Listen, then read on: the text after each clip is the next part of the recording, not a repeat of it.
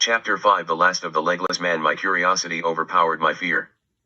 I couldn't stay where I lay, so I crept onto the bank again, and hid behind a bush. I wasn't in position for 2 seconds before my pursuers arrived. I counted 7 or 8 of them, breathing hard as they ran along the road. The man with the crystal torch led the charge. 6 men ran together, side by side. I made out, through the mist, the man in the middle was the accursed, crippled beggar on his float board. The next moment the sound of the putt-putt and his wicked, squeaky voice proved me right. "Batter in the door." I, sir," answered several men. They rushed the crow's nest as the crystal bearer followed. Then they paused as if surprised to find the door open. The pause lasted 2 seconds before the legless man barked out further commands. His voice sounded louder and higher as if fueled by fervor and rage. In, he shouted, and cursed them for their laziness. 4 men rushed in while 2 remained on the road with the beggar. A long pause ensued, followed by a cry of surprise, and then a voice shouted from the house, "Bob's dead." But the cripple, instead of accepting the news, swore at them for their delay. "Blast it, one of you good-for-nothing lubbers, search him. Don't stand around and do nothing, and the rest of you get the portmanteau." Their feet pounded up the stairs, so that the house must have shaken with each step. Soon, renewed sounds of astonishment filtered out from the tavern. The window of the skipper's room burst open with a clank of broken glass as it spilled to the ground. A skinny man with dark hair and no teeth leaned out into the moonlight. He called to the legless beggar on the road below him. "Gam, they got here before us." "Someone's opened the chest." "Flynn," Gam asked, "is it there?" "The silver is." The crippled man cursed the silver and pounded his stunt staff on the float board. "We looked, we don't see it here," said Flynn. "You there below, is it on Bob?" asked Gam. Another fellow, the one who'd remained below to search the skipper's body, came to the door. He had a wart on the side of his nose that his unkempt beard didn't hide. A queer grin showed a quick glimpse of crooked yellow teeth when he spoke. "Someone turned Bob's pockets out already, there's nothing left." Steam seemed to come out of the beggar's ears. His mouth closed in a tight line and his eyes flashed with anger under the wide rim of his black feathered hat. "Are you sure, Jimmy?" He said. "It's these damned innkeepers, and that pesky boy," cried Gam. "I wish I'd put his eyes out when I had the chance.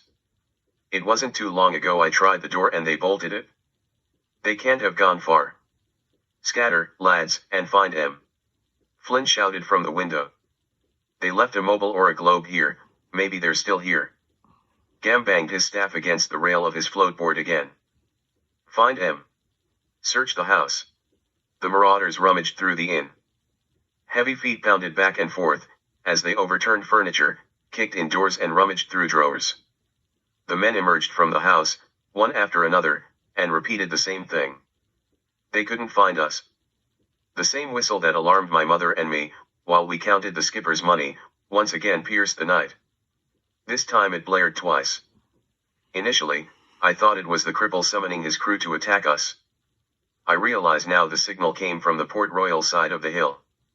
Judging by its effect on the buccaneers, the whistle must have been a signal to warn them of danger.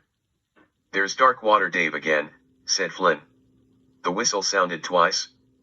"We better run, mates." Gam shook his fist in the air. "Don't mind Darkwater Dave, you chickens.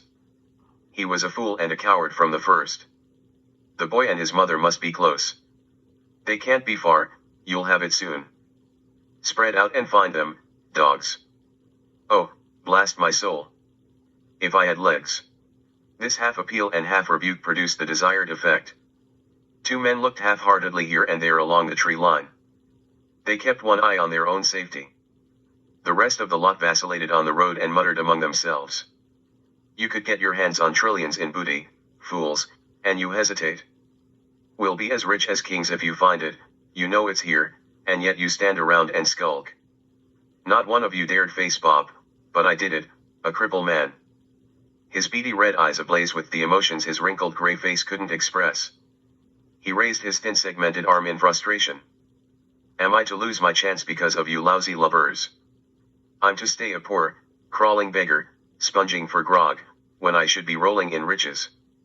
If any of you had the grit of a bug in a bottle, you would catch them. Hang it, Gam, we've got silver, said Flynn. Dave sounded the whistle twice.